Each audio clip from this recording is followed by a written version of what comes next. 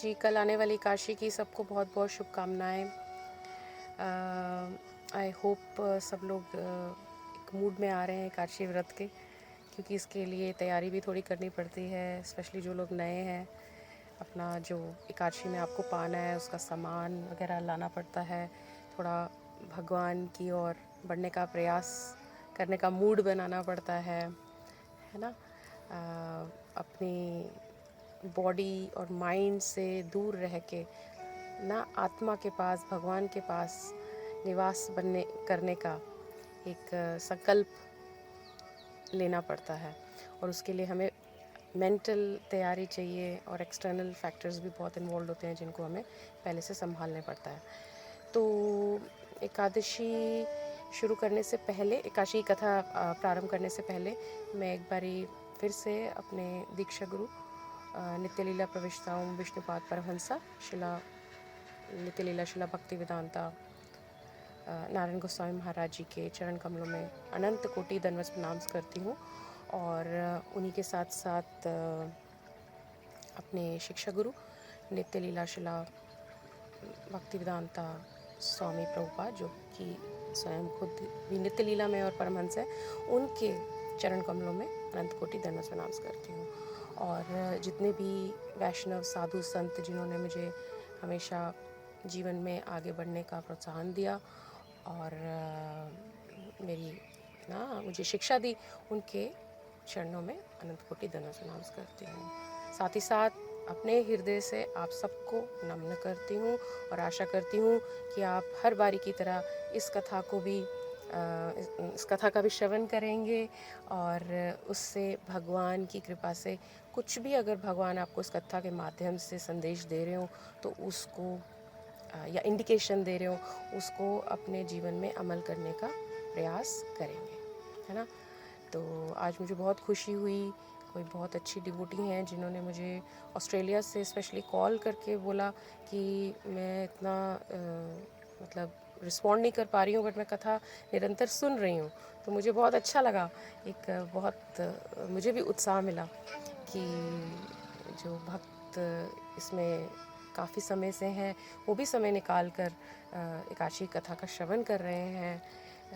भले ही वो कितना अच्छा नाम कर रही हैं, सब कुछ कर रही हैं, मगर फिर भी वो समय निकाल रही हैं कथा श्रवण करने का। तो सोचिए, जो लोग नए हैं उनके लिए कितना आवश्यक है कथा का श्रवण करना, है ना? तो अब एक पॉइंट है जो मेरे दिमाग में आ रहा है इस समय बड़ा ज़रूरी, वो ये है कि जो एकादशी की जो तिथि है उसके लिए we have to be very very particular, specially जो नए लोग जुड़ रहे हैं, जिनको अभी संप्रदाय वगैरह के बारे में ज़्यादा ना ज्ञान नहीं है, तो वो कहीं से भी सुन लेते हैं कि भाई एकादशी कब हो रही है, सामान्य लोगों से या मंदिरों में ऐसे ही ना लोग बता देते हैं जो भी न्यूज़पेपर में निकला। तो इस तरीके से हमें तिथि को नहीं लेना है। द तिथि मस्ट बी ना very much calculated by any of the Vaishnava sampradaya, और वो किसी भक्त जो कि बोनाफाइड संप्रदाय से जुड़े हों, वो अगर शेयर करते हैं या किसी संत से या कहीं भी इंफॉर्मेशन जो बोनाफाइड सोर्स ऑफ इंफॉर्मेशन से आ रही है, उसी को हमको फॉलो करना है, नहीं तो बहुत बड़ा नुकसान हो जाता है ना? तो ये मैं अपने मतलब हृदय की बात तो कह ही रही हूँ, बट साथ ही साथ में इसके साथ एविडेंसेस जो हैं, प्रूफ है पुराणों के, जैसे कि स्कंद पुराण में ही अब आप देखिए कि द्वापर युग के अंत में जब हम देखते हैं कि किस प्रकार से जो गंधारी है एंड में क्या मतलब थ्रू आउट ही महाभारत जब चल रहा था कितनी परेशान रह रही थी, तो उसके हृदय में बड़ी मतलब ये प्रश्न उठ रहा था कि हे प्रभु, मैंने ऐसा क्या पाप कर्म करा कि मुझे 100 पुत्र हुए, है ना, और 100 के 100 मारे गए। ऐसा दुख मुझे क्यों मतलब भोगना पड़ा? इसके वेरियस फैक्टर्स हैं कि उनको दुख ऐसा क्यों भोगना पड़ा। उन्हीं में से एक फैक्टर ये भी है कि वो जो जब उनको पता चला, उसका उत्तर ये मिला कि जो एकादशी है वो गलत तिथि पे उपवास रख रही थी। काशी का जो उपवास है, जो काशी तिथि है, वो सही समय पे नहीं रख रही थी, सही दिन नहीं रख रही थी, है ना। वो उस दिन एकादशी रख रही थी जिसमें दशमी का मिक्सचर था, है ना। तो any Ekadashi which is mixed with Dashami tithi is not good, please make sure, क्योंकि एक आध दिन आगे पीछे का ही तो सारा चक्कर होता है एकादशी का, है ना। तो इसीलिए एकादशी का जो दिन है वो आप please valid source of information से लिया कीजिए, है ना।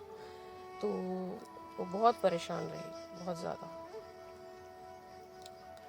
तो अगर हम एकादशी, जैसे कहते हैं ना कि गंगा गंगा ये भी ब्रह्मा वैवर्त पुराण में बताया गया है कि simply just as a cup of Ganges water, if it gets mixed with a drop of wine, उसका त्याग कर देना चाहिए, है ना, उसको त्याग कर देना चाहिए। तो उसी प्रकार से तो हम बात कर रहे थे, सॉरी बीच में फ़ोन आ रहे थे रिकॉर्डिंग करते समय, कि भाई कोई भी अगर मतलब आपके पास गंगा जल आप ले रहे हैं कप में, और उसमें अगर वाइन का ड्रॉप डाल दो अल्कोहल का, तो वो त्यागने लायक ही हो जाता है ना। उसी प्रकार से अगर एकादशी के दिन में दशमी मिक्स हो जाती है तो वो क्या है, वे त्यागने लायक है, उसका उपवास, उस दिन उपवास नहीं रखना चाहिए। तो इसको हमको छोटी मोटी चीज़ नहीं समझनी चाहिए। और इग्नोरेंस और इनोसेंस से क्या होता है कि जो हमको मतलब उसका जो पाप लगता है वो तो भोगना ही पड़ता है, चाहे हम कितने इनोसेंट हो और इग्नोरेंट है ना। अब आप ये देखो ना कि अगर कोई छोटा बच्चा है अग्नि में उंगली डालता है सोच के कि wow it's looking very attractive ना, उसको बड़ा आकर्षण हो रहा है, तो वहाँ जाके उंगली दे देता है, तो क्या उसकी उंगली जलेगी नहीं? क्या अग्नि ये देखेगी कि ये बच्चा है, इसका हाथ नहीं जलाना चाहिए, है ना। तो हमको ये सारी चीज़ों के लिए बहुत ही पर्टिकुलर होना पड़ेगा, नहीं तो क्या है कि हमारे को इसका बहुत बड़ा दुख भोगना पड़ेगा। अब आप गंधारी का देख लो, और ऐसे ही जो शुक्राचार्य थे उनके अंदर भी जितनी भी डिमोनिक जो टेंडेंसीज थी वो इसीलिए बताई जाती हैं, किसी पुराण में बताया गया कि because of his Ekadashi on the Dashami, वो दशमी पे एकादशी किया करते थे। तो अगर आपने अपने अंदर में जितने भी अवगुण हैं, क्योंकि कलयुग में सभी के अंदर में अवगुण होते हैं, अगर आपको अपने अवगुणों को बढ़ाना है तो आप ऐसा ज़रूर कर लीजिए। मगर अगर आपको ऐसा लगता है कि आपको अपने अवगुणों को हटाना है, अपने पाप को हटाना है, तो आपको क्या करना होगा, आपको एकादशी की जो डेट है वो वैलिड सोर्स से लेनी पड़ेगी। ऐसे नहीं कि हमने यूट्यूब पे चेक कर लिया, जस्ट कुछ भी, हमने न्यूज़पेपर में चेक कर लिया, कुछ भी किसी ना पड़ोस से पूछ लिया ना, ऐसे नहीं, किसी पंडित जी से पूछ लिया, ऐसे नहीं। प्रॉपर वैलिड सोर्स ऑफ वैष्णव, किसी वैलिड सोर्स ऑफ इंफॉर्मेशन धारा से आपको पूछना पड़ेगा। तो मेरी ये आपसे विनती है।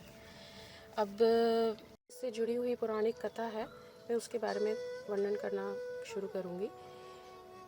तो जैसा कि हम जानते हैं कि हर बारी की तरह युधिष्ठिर महाराज हमेशा श्री गोविंद से प्रश्न करते हैं कि प्रभु आप बताएं कि इस एकादशी का नाम क्या है, और इसको रखने से, इसका उपवास करने से क्या लाभ होता है, और उसकी इससे जुड़ी हुई कथा क्या है। तो भगवान जो है कृष्ण है वो युधिष्ठिर महाराज को बताते हैं कि हे राजन, ये सबसे श्रेष्ठ राजन, ये जो एकादशी है इसका नाम है पाप मोचनी। देखिए नाम भी जो है कितना एप्ट है, पाप मोचनी, पाप का मोचन करने वाली एकादशी। तो ये जो एकादशी है, जो भी इसको रखेगा ना, वो पापों से, अपने सभी प्रकार के पापों से मुक्त हो जाएगा।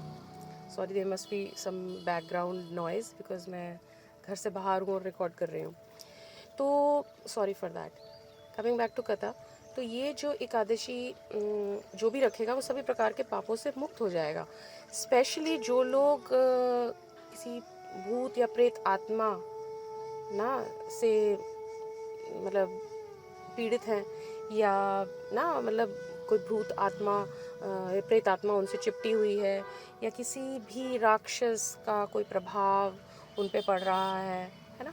कई बार हम देखते हैं ना कि हम we want to do certain things we can not do, there are so many demonic elements जिनका प्रभाव हम पे पड़ रहा होता है, या प्रेत आत्माओं का पड़ रहा होता है कि थिंग्स आर नॉट ईजी। तो जो भी इन चीज़ों से जकड़े हुए हैं, इन चीज़ों में जकड़े हुए हैं, या इन चीज़ों से पीड़ित हो रहे हैं, वो अगर ये एकादशी रखेंगे तो देखिएगा कि वो सारे पाप ना आपके नष्ट हो जाएंगे, और ये सारी जो आत्माएं, प्रेत आत्माएं वगैरह ये सब भाग जाएंगी, है ना। तो जो ये जो पृथ्वीपति थे, राजा मानधता नाम के थे, इन्होंने लोमश ऋषि से ये प्रश्न किया था, जो युधिष्ठिर महाराज जो श्री गोविंद बता रहे हैं कि युधिष्ठिर जो तुम मुझसे पूछ रहे हो, यही प्रश्न उन्होंने भी किया था। तो जो ऋषि लोमश थे उन्होंने राजा मानधता को क्या बताया, तो वही अब श्री गोविंद इनको बता रहे थे। कहते हैं मैं अब तुमको वही बताता हूँ। तो कहते हैं कि एक बारी की बात है कि बसंत ऋतु का समय था, चैत्र मास था, और एक चित्ररथ नाम के प्रमुख गंधर्व हैं स्वर्ग के, वह और उनकी जो नितंगनाएं हैं और उनके जो गंधर्व हैं, वह विहार करने के लिए एक बहुत ही सुंदर जंगल में, बड़ा दिव्य, जिसमें इतने सुंदर सुंदर बाग, विभिन्न प्रकार के फूल और विभिन्न तरह के लोग वहाँ पे आनंद के लिए या विहार के लिए जाते थे, और वहाँ पे कुछ लोग वास भी कर रहे थे, है ना। मौसम इतना सुंदर, बसंत का मास, और इतने सुंदर सुंदर पुष्प खिले हुए, इतनी सुंदर सुंदर नदियाँ बह रही, है ना। वहाँ पे गंधर्व कन्याएं विहार किया करती थी। वहाँ पे देवेंद्र, ये जो देव इंद्र, जिनको मतलब देवता हैं जो इंद्र के, वह भी वहाँ पे साथ में क्रीड़ा के लिए जाया करते थे। तो एक बारी की बात है, ऐसा ही हुआ, सब गए हुए थे, और वहाँ पर जैसे कि मैं बताया कि वहाँ पे कुछ लोग वास भी करते थे, तो उनमें साधु संत वहाँ पे वास कर रहे थे। और वहाँ पे एक मेधावी नाम के ऋषि थे जो कि शिव भक्त थे, वो वहाँ पे तपस्या में लीन रहते थे। उन्होंने बहुत शक्तियाँ वहाँ पे प्राप्त करी हुई थी, और तो वो अपनी साधना में जुटे रहते थे। तो चित्ररथ के साथ में जो नितंगना आई हुई थी, उनमें से एक बड़ी प्रमुख, बड़ी सुंदर अप्सरा थी, जिनका जो नाम था, मैं भी बताती हूँ, मंजू घोषा करके नाम था। तो वो भी वहाँ पर आई हुई थी। तो क्या था कि जो कामदेव थे, उनके अंदर में ये जो, क्योंकि ये शिव भक्त थे ना, जो जिनका मैं ऋषि मुनि का नाम बता रही हूँ, और आपने ये कामदेव की और शिव जी की कथा तो सुनी होगी कि किस प्रकार से एक बार कामदेव जी ने शिव जी की तपस्या भंग करने की कोशिश करी थी, और कैसे वो क्रोधित हो गए थे, तो उनको मतलब इनको नष्ट कर दिया था उन्होंने, लिटरली ना, अपनी मतलब क्रोध से। तो उनको अंदर में वो शत्रुता तो थी, वो क्रोध तो था ही कामदेव को। और ये जो थे महर्षि मेधावी, ये शिव जी के ही भक्त थे। तो ये अपना, अब जब कामदेव ने भी देखा कि भाई ये मेधावी यहाँ पे तपस्या कर रहे हैं, साधना कर रहे हैं, तो इन्होंने सोचा कि ये जो बड़ी सुंदर जो मधुघोषा करके जो नामक अप्सरा है, इसको ना क्यों ना मैं मतलब निशाना बना के इनकी तपस्या को भंग कराऊं। तो इनके कामदेव के अंदर में ये चीज़ उठ गई थी, और उनके दिमाग में उन्होंने मतलब ये षड्यंत्र पूरा रचा, और इसको अपना असिस्टेंट बनाया, मज्जू घोषा को या मंजू घोषा को, और इन्होंने इनकी ओर, जो मेधावी नामक शिव भक्त हैं, उनकी ओर इनको भेज दिया। तो अब ये जानते थे कि जो मेधावी हैं ये बहुत शक्तियों से परिपूर्ण है, और इनमें क्रोध भी बहुत है, तो अगर इनकी तपस्या भंग करने की कोशिश की जाएगी तो क्रोधित हो जाएंगे। तो इसीलिए they were very smart, specially Manju घोषा, वो दूर से ही उनको आकर्षित करने की कोशिश करती थी, बहुत सुंदर संगीत गा के, नृत्य करके, वीणा बजा कर, ये सब करके, बड़ी सुंदर गंधर्विका थी, बड़ी सुंदर अप्सरा थी। तो ऐसा प्रयास कर करके उन्होंने एक दिन महर्षि मेधावी को अपने वश में कर ही लिया ना। दिस इज़ व्हाट जो कामदेव जी चाहते थे। तो इतना उनके साथ, इस अप्सरा के साथ इनका जो ये ऋषि मुनि है, दिल लग गया कि इन्होंने इनको रोक लिया, और ये इनके साथ में वहाँ पे रहने लगी। इतना रहने लगी कि उनकी सारी शक्तियाँ जो हैं वो भ्रष्ट हो गई। कोई उनमें शक्ति नहीं रही, कोई साधना नहीं रही, कोई भक्ति नहीं रही, बस अप्सरा के साथ में ही वो है सारा समय अपना बिताते थे। तो देखिए संघ का कितना प्रभाव पड़ता है। तो आप जिस भी संघ में रहेंगे वैसे ही बन जाएंगे। और ये तो हम बड़े बड़े साधु महात्मा लोगों की बातें कर रहे हैं, और आप सोचिए हम और आप जैसे लोगों का क्या होगा, है ना। तो वो इतने ज़्यादा इनके सौंदर्य से मोहित हुए थे कि वो जो मतलब शिव रहस्य को भूल ही गए थे, और जो जो जो साधना कर रहे थे सब कुछ भूले हुए थे। तो अब खैर बहुत दिन हो गए, कितने साल हो गए, और ऋषिवर को पता ही नहीं चल रहा कि भाई ये सब हो रहा है। तो एक दिन जो, अब ये तो किसी षड्यंत्र का एक पार्ट बनी हुई थी, तो ये बोली, जो ये अप्सरा है, ये बोली, हे ऋषिवर, अब देखिए कितना समय हो गया, मैंने आपके साथ कितना समय बिता लिया, अब तो मेरा वापस जाने का समय आ गया है ना। अब आप मुझे स्वर्ग जाने की आज्ञा दीजिए ना। अभी तो यहाँ पे ये बाग वगैरह में आए हुए थे, जंगल में आए हुए थे।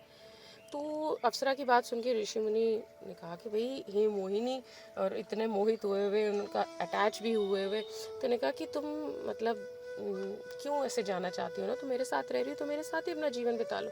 तो ने कहा नहीं, मुझे तो जाना होगा। तो ऐसे ऐसे करके ना वो हर रोज़ बोलती थी, प्रतिदिन उनको उनसे अनुरोध करती थी और प्रतिदिन उनको कहते थे आप रुक जाइए।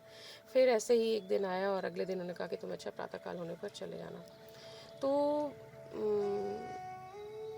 तो इसी प्रकार से इनका समय बीतता गया। और एक दिन जब वो मतलब जब नेक्स्ट दिन की जो बता रही हूँ कि कैसे प्रतिदिन, जब आखिरी दिन आया उनके जाने से पहले, जब वो बिल्कुल दृढ़ हो गई थी, क्योंकि वो डरी भी हुई थी कि ऐसा कहेंगी तो ये क्रोधित भी हो सकते हैं, बट फिर भी उन्होंने एक दिन तो निश्चय कर लिया। वो अप्सरा ने कहा कि आज तो मैं पूरा मतलब अपना जोर लगा के चली ही जाऊंगी। तो जब वो कहने लगी तो उन्होंने कहा कि देखो ऋषिवर कि कितना समय हो गया, अब तो मुझे जाना ही होगा, जाना ही होगा, आज तो मेरे को जाना ही है। तो जब उन्होंने इतना उनको विश करा कि भाई अप्सरा ने कि मुझे जाना ही होगा, तो उनको बहुत क्रोध आया उनको, क्योंकि वो इतने अटैच्ड हुए हुए थे ना। तो उनको लगा कि भाई एकदम से उनको सारी बातें याद आने लगी कि किस तरीके से वो ना शिव भक्ति कर रहे थे, कितनी शक्तियाँ उनके पास थी, सब चली गई सिर्फ एक स्त्री के कारण। और अब ये जो नितंगना है मतलब अप्सरा है, और अब ये आज जा रही है, मेरे पास सब कुछ नहीं रहा। बहुत उनका मन ना बड़ा विचलित हुआ। फिर उसके बाद रोए और फिर बहुत ज़्यादा क्रोधित हुए, और उनको फिर वो कहते कि मैं उनसे इतना क्रोधित हूँ, तुमने मेरा सब कुछ नष्ट कर दिया, मैंने जितना कमाया था, जो स्पिरिचुअल क्रेडिट कमाया था तुम्हारा, तुमने आज सारा ले लिया, मेरी सारी भक्ति चली गई, मेरी सारी शक्ति चली गई, मैं तुम्हें श्राप देता हूँ, है ना, तुम पिशाचिनी बनना। तो उन्होंने बोला, बड़ा रोने लगी। तो उन्होंने कहा कि भाई अगर किसी साधु के साथ में संग करते हैं, हाँ, तो मतलब वो कितना उसका प्रभाव होता है, और मैंने तो आपके साथ कितना संग करा और आपने मुझे पिशाचिनी बना दिया, तो मतलब दुनिया क्या कहेगी कि साधु के साथ रहने के बाद ऐसा श्राप मिला मुझे। तो फिर उनको एकदम से दिमाग बड़ा थोड़ा सा ठहरा, और उन्हें कहा कि भाई उनको समझ आया कि भाई हाँ, उनको ये नहीं करना चाहिए as a sadhu, he shouldn't have got angry on a personal reason. तो उन्होंने तो फिर उसने अप्सरा ने कहा कि देखो मेरे को तुमने पिशाचिनी बना दिया, मुझे इसका कोई तुम मतलब तरीका बताओ कि मैं कैसे इस मुसीबत से, इस श्राप से बाहर निकल सकती हूँ। तो उन्होंने कहा कि देखो अब तुम, ये हो सकता है कि तुमने गलती तो करी है और मैं भी एकदम से अब तुम्हारे ना बहलावे में आ गया, तो but at the end of the day उन्होंने रियलाइज़ करा कि वो साधु है। तो उन्होंने कहा कि ठीक है, मैं तुम्हें बताता हूँ कि चैत्र मास में ये जो आने वाली एकादशी है ना, पाप मोचनी एकादशी, तुम उसका अच्छा श्रद्धापूर्वक जो पालन करो, और उससे क्या होगा कि तुम्हारा जो ये श्राप है ये टल जाएगा, मतलब हट जाएगा, तुम इस श्राप से मुक्त हो जाओगे। तो फिर उसने बहुत प्रसन्न हुई और उनके पाँव पड़ी और ना बहुत ज़्यादा उनको धन्यवाद करा। तो खैर जो ये ऋषि मुनि थे, ये तो बहुत परेशान हो गए, बड़े क्रोध में जल रहे थे, कभी विचलित हो रहे थे, और ये इन्होंने क्या करा, ये वहाँ से चले गए। अब चले गए तो ये अब कहाँ गए, ये अपने पिता के पास गए जो कि ऋषि मुनि थे।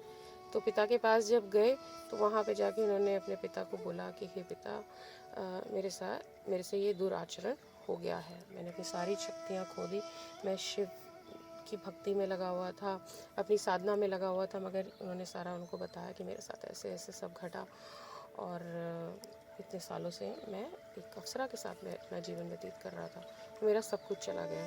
तो जो उनके जो पिता हैं उनको भी बहुत दुख हुआ ये बात सुनकर। तो उनका नाम च्यवन ऋषि था। तो उन्होंने अपने पुत्र को देख के कहा कि देखो ये तो तुमने मतलब बहुत बुरा किया, मगर अब इससे निकलने का उपाय यही है कि ये जो चैत्र मास में आने वाली जो एकादशी है ना, जो पाप मोचनी एकादशी है, तुम इसको ना फॉलो करो, तुम इसका उपवास रखो अच्छे से। तो इसका उपवास रखने से तुमने ये जो घंघोर पाप किया है ना, ये अपराध जो किया है, ये तुम्हारा मिट जाएगा। तो उन्होंने भी उनको यही सल्यूशन दिया। तो श्रद्धापूर्वक करो, है ना, मतलब जितने भी विधि विधान होते हैं एकादशी रखने के, जैसे हम सब जानते हैं, तो वो उसको अच्छे से करो, रात्रि भर जागो, है ना, जैसे हमेशा कहते हैं कि रात्रि कोशिश करनी चाहिए जागने की, कीर्तन करना चाहिए, भगवान का नाम लेना चाहिए, तो खैर ये पौराणिक कथा है, तो उन्होंने उनको प्रॉपरली सारा बताया कहने को कि ये सब तुमको करना है। तो उन्होंने श्रद्धापूर्वक सारे उनके वचनों का पालन करा और पाप मोचनी एकादशी का विधि पूर्वक ना व्रत किया। तो उस अब जो मंजू घोषा थी, उन्होंने भी पाप मोचनी एकादशी का उपवास किया, है ना। और जैसे जब वो किया तो पिशाचिनी की देह से वह छूट गई, है ना, और अपना सुंदर रूप उन्होंने दोबारा से धारण कर लिया और वह स्वर्गलोक चले गई। और उसी प्रकार से इनके अंदर भी अपनी वापस शक्तियाँ आ गई जब इन्होंने अपना व्रत का अच्छे से पालन करा। तो जो लोमश मुनि है वो राजा को ये बता रहे थे कि ये पाप मोचनी एकादशी इतनी ज़्यादा प्रभावशाली एकादशी है कि हमारे सारे प्रकार के पाप नष्ट कर देती है ना। इस एकादशी का इवन अगर आप श्रवण भी करोगे तो वह आप समझ लो कि आपने एक तरीके से 1000 गोदान ना करने का फल प्राप्त कर लिया हो, है ना। यहाँ तक कि ब्रह्म हत्या करने वाला, स्वर्ण को चुराने वाला, मद्यपान करने वाला, अगमय गमन करने वाला, है ना, मतलब भयंकर से भयंकर जो पाप हैं आपके नष्ट रहते हैं। जैसे मैं बता रही थी कि प्रेत आत्माएं अगर चिपटी हुई हो या ना किसी डिमोनिक नेचर का प्रभाव पड़ रहा हो तो सब ये नष्ट हो जाता है ना। और हम तो कलयुग में, हमारे लिए इतना विधि विधान करने की ज़रूरत नहीं है। मैंने आपको हमेशा से बताया कि हमको जो मेन चीज़ें हैं वो क्या करनी है, हमको नाम का जाप करना है, हमको नाम का जाप करना है ना। कैसे नाम का जाप करना है, हर पल नाम का जाप करना है। और किसकी शरण में हमको करना है, हमको करना है नित्यानंदा गौरंगा महाप्रभु की शरण में। हे नित्यानंदा नित्यानंदा नित्यानंदा गौर हरे, नित्यानंदा नित्यानंदा नित्यानंदा गौर हरे, नित्यानंदा नित्यानंदा नित्यानंदा गौर हरे। और क्या मंत्र करना है, महामंत्र करना है ना। और महामंत्र क्या है, हरे कृष्णा कृष्ण कृष्ण हरे हरे, हरे राम राम राम हरे हरे। तो ये जो मोह है ये हमारे को इस दुनिया में फंसा लेता है। मोह जो है बहुत ही डेंजरस चीज़ है। मोह मूल बहुसोल प्रद त्याग तुम अभिमान, भजुई राम रघुनायक कृपी सिंधुर भगवान। जो सारी प्रॉब्लम है वो मोह है, हम किस तरीके से मोहग्रस्त हो जाते हैं, है ना। अप्सरा जो मतलब बड़े बड़े जो लोग साधना और सिद्धियाँ प्राप्त करने लगे हुए हैं वो हो जाते, तो हम जैसे लोग कैसे नहीं हो सकते। ये जो मोह है ये बहुत ही हमको दर्द देने वाला है ना, तामसिक है, अभिमान हमारे में लाता है। तो हमें इसको त्यागने की कोशिश करनी चाहिए, है ना। और किसका नाम लेना चाहिए, भगवान का नाम लेना चाहिए। तो इस श्लोक में तो भगवान श्री रामचंद्र जी का हमें भजन करना चाहिए। और कलयुग में वही श्री रामचंद्र जी कौन है, श्री चैतन्य महाप्रभु, और उनके भाई कौन है, नित्यानंद प्रभु। और वो दोनों क्या देने आए हैं हमको इसी कलयुग में, इसीलिए धनी कलयुग कहा जाता है। हर कलयुग में आते भी नहीं है तो क्या कहा जाता है, हरे नाम हरे नामेव केवलम ना कलौ नास्ति वनास्ति गति रहिता, there is no other way out. But क्योंकि मैं हर बारी की बारी कहती हूँ, हर बारी बताती हूँ कि ये जो हरि नाम है उसके लिए हमें अपराधों से दूर होके करना है, 10 नाम अपराधों से दूर होके करना है। अगर वो कितने लोगों से मैं सुनती हूँ, कितने डिवोटी से, कितने नॉन डिवोटी से सुनती हूँ कि नहीं हो पाता है। तो इसलिए हमें क्या करना है, हमको नित्यानंद जी की शरण में जाना है। हमारे भौतिक कष्ट इतने हैं, आध्यात्मिक, अधिदैविक, अधिभौतिक ना कष्टों से हम पीड़ित हो रहे हैं, हम ध्यान नहीं लगा पाते हैं। इसलिए हमें उठते बैठते नित्यानंद नित्यानंद नित्यानंद गौर हरि करना है। और शांति से फिर हमको उनकी बताए हुए मार्ग पे कि भाई महामंत्र जो करना है उसको माला पे करना है, जो कि 108 माला की जो मन की माला है ना, ज़्यादा करना है। आज एकादशी के दिन पे हमको नए लोगों को 5-5 माला 6-6 माला करना है। और जो लोग पहले से इसमें हैं उनको बढ़ानी है, मगर पहले हमको बहुत ज़्यादा शरण लेनी है, अधिक मात्रा में हमको नित्यानंद जी की शरण लेनी है और फिर हमको माला करनी है। अगर आप अधिक शरण नित्यानंद जी की लेंगे और माला कम भी करेंगे तो भी कोई बात नहीं है, नाम माला तो क्वालिटी करी, और फिर धीरे धीरे जब हम इस चीज़ में पक्के हो जाएंगे अपनी माला को बढ़ाते जाएंगे, है ना।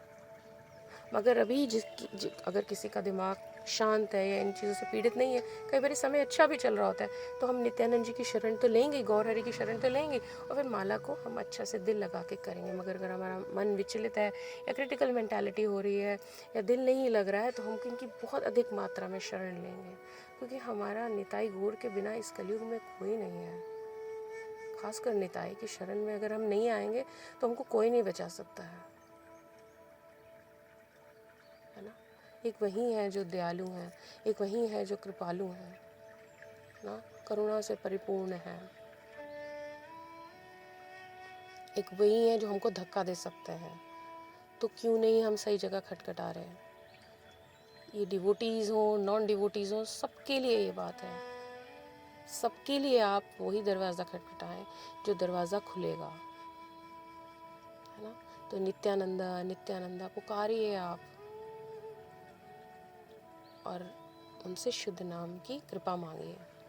उसी प्रकार से जो धाम भी है, तो श्रीला गुरुदेव बताते हैं कि सतयुग में पुष्कर धाम जो है ना, वो सबसे ज़्यादा माना जाता था।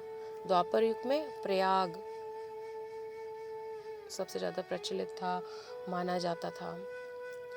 द्वापर में कुरुक्षेत्र माना जाता था, और कलयुग में नवद्वीप धाम, जहाँ पे औदार्य और माधुर्य दोनों ही रस हैं। नए लोगों को ये बात समझ नहीं आएगी, पर कोई बात नहीं, कान में आने दो, समझ में आती रहेगी बाद में बाकी की कथाओं में। नवद्वीप धाम, वहाँ पे गुप्त, जो कि बंगाल में है, वहाँ पे नित्यानंद गौरंगा महाप्रभु ने भी 545 साल पहले ही वहाँ पे अपनी लीलाएं करी हैं। तो वहाँ पे अभी लीलाएं करी हैं, और वहाँ पे गुप्त वृंदावन भी है। तो जब धाम भी ऑफेंसलेस है, तो वहाँ के जो प्रभु जिन्होंने लीलाएं करी, क्या वो ऑफेंसलेस नहीं होंगे? तो हमारे जो गुरुदेव हैं, जो गुरु परंपरा है ना, जो उस जगत से, उस दिव्य जगत से आई है, वह स्वयं खुद बता रहे हैं, है ना। तो इसीलिए हमारे को ऑफेंसलेस नाम, पहले उनकी शरण में ज़्यादा आना चाहिए, उनसे प्रार्थना करनी चाहिए, और फिर उनसे कृपा की याचना करके, कृपा लेके हमको हरिनाम शांति से सुख से करना चाहिए, है ना। क्योंकि हमारे को कलयुग में हरिनाम करने को ही कहा है, वही हमने करना है। तो ये दोनों का हम दोनों, ये निताई गौर का दोनों का सहारा लेके, खासकर निताई का, हमको आगे बढ़ना है। तो और मैं साथ साथ में बोलूँगी कि हमको भगवत गीता के कुछ वर्सेस या एक भी वर्स को लेके उसका अध्ययन करना चाहिए, श्रीमद् भागवतम। और आगे आगे मैं बताऊँगी आपको चैतन्य भागवत, जो भी ग्रंथ में खुद चाहे वीडियो बना के या ऑडियो बना के कुछ आपको थोड़ा सा उसका इंट्रोडक्शन दूँगी, ताकि आप वो ऑनलाइन से थोड़ा और उसको ग्रास्प कर सकें, उसको थोड़ा अच्छे से समझ सकें। थोड़ा आपको आइडिया लग जाएगा कि ये दोनों पर्सनालिटीज़ कौन है, ये धाम कौन है। और जिनको इस बारे में मालूम है ना, उनको भी और विश्वास आने लग जाएगा, और उनकी श्रद्धा बढ़ जाएगी। तो मैं ये जल्दी ही सेवा करने वाली हूँ, बट फ़िलहाल के लिए आप समझ आइए कि निताई गौर की शरण में हमको रहना है। नित्यानंदा नित्यानंदा नित्यानंदा गौर हरि, नित्यानंदा नित्यानंदा नित्यानंदा गौर हरि। तो एकादशी के दिन में हमें कलयुग गाइड्स को क्या करना है, हमको नाम की शरण लेनी है, निताई गौर की शरण लेनी है, हरिनाम मंत्र नाम की शरण लेनी है, और उसके बाद हमको भगवत गीता श्रीमद् भागवतम का कोई वर्स अपने आप से उठा के करना है ना, जिसपे सॉरी।